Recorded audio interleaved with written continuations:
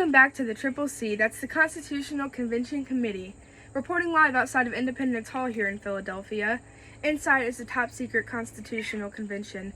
The reason for this convention being held is to decide how the country of America is going to be governed. The first topic is to cover the Articles of Confederation and revise them, but I have a great feeling much more is planned. 55 of the 70 delegates are here from all states to discuss the upcoming topics, but it sounds like things aren't going very well. They believe as if the articles aren't quite what they're looking for and that they're too weak and our country is striving for higher standards. There are many weaknesses of the articles that the group found, and here are some of them. A requirement of a 9/13 majority rule, no national court system, and only one vote for each state, no matter its size. These are just some of the weaknesses that the Constitution holds. This means one thing and one thing only. Something new needs to be created. This is where the Constitution comes in. What is it exactly? Well, I guess it's time to find out. The states believed as if they needed more power. The Constitution was a way to incorporate that. The Constitution is a combination of 7 different articles all into one. So let's move on to Lauren for a little more background information. Thank you, Grace. After America won independence from Britain, America recognized that the Articles of Confederation, which was a foundation document for the United States, was very weak and needed reconstruction. The Constitutional Convention was called to provide America with a government. Framers of the Constitution agreed that the new Constitution would completely replace the Articles. The Constitution was a hot topic.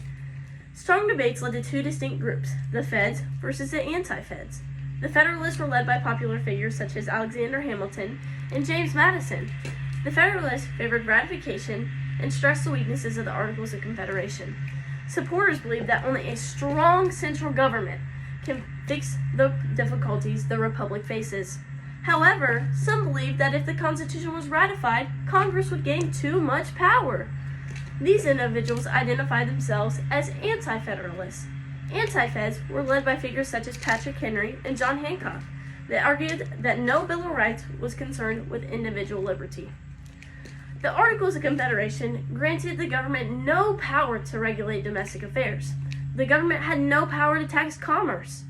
Due to the lack of this executive power, Congress had to turn to contributions through the states, which was mostly unsuccessful. Federalists aimed to fix the weaknesses through ratification of the Constitution, but anti-federalists bore down on constitutional issues. Hopefully, this Constitution will ease the American people. Now, look over there. It's George Washington being interviewed. I found Mr. Washington in a crowd of wild animals and decided to call him over for an interview. Mr. Washington, what's your thoughts on everything that's going on right now? Well, I'm really frustrated with what's going on right now. The articles are way too weak to bind the states together. Who will treat with us on such terms? I feel your frustration, sir. And don't get me started on what some of the states are doing. And what's that exactly? There are states making small groups instead of one united nation. How are we supposed to be more powerful if our nation has a bunch of little groups not working together? Yes, you do not want to be a weak nation who doesn't work together. I'm going to keep doing my part by sending letters to different government leaders. That sounds like a great idea. I stand by the Virginia plan. We need a 3-branch government that determines representation by the population. Each state needs to be more powerful if they have a larger population. And what do you think about the New Jersey plan, sir? There's nothing to think about. Why should each state be equal even if the population is different? That doesn't even make sense to me. Would you go for the Connecticut Compromise? Of course I would. The other side would be fools if they don't agree with it. I mean, I get what I want, they get what they want. It's a win-win.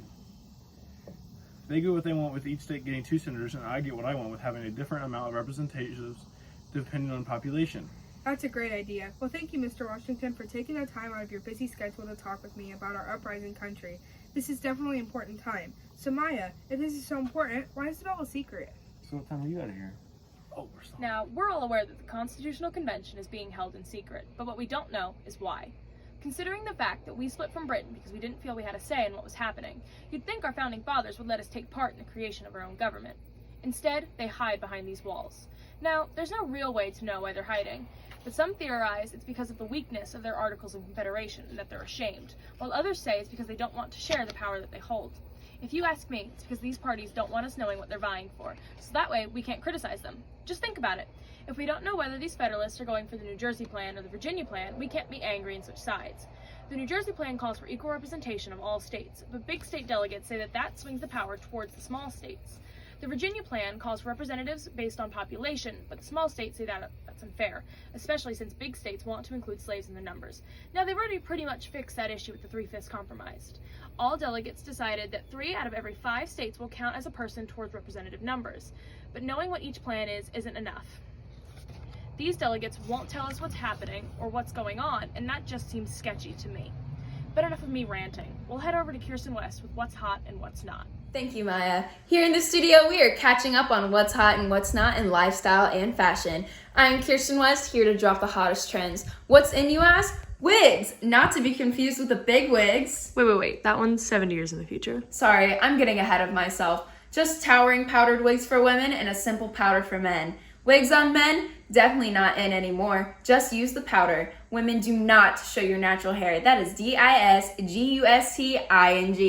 Towering powdered wigs show how rich your husband is. Next up on What's Hot is dancing minuets, a simply social French dance. Let's see those small steps, ladies. Now to my favorite pastime, hanging criminals. Grab the cider, ALT, do not grab the water, and let's sit and watch the suffering. Marriage, marriage, marriage. What's so bad about it? Absolutely nothing. In fact, you should get married. Who wants to be alone for the rest of their lives? Not me. What's hot in lifestyle? Perfume and chewing tobacco. So chew and spit and spritz up that perfume. Taking baths and brushing your teeth is absolutely frowned upon. Now back to Jack coming outside from Independence Hall for the weather update. Thank you, Kirsten, for that lifestyle update. I'm Jack Powers outside Independence Hall, and it's cloudy with a chance of ratification. Well, the Federalists think so anyway. The forecast this week is rain, rain, rain. I guess it's not always sunny in Philadelphia, hey? Well, I'm Jack Powers. Thank you for tuning in to the Triple C, and we'll see you this time next week. Jack Powers out!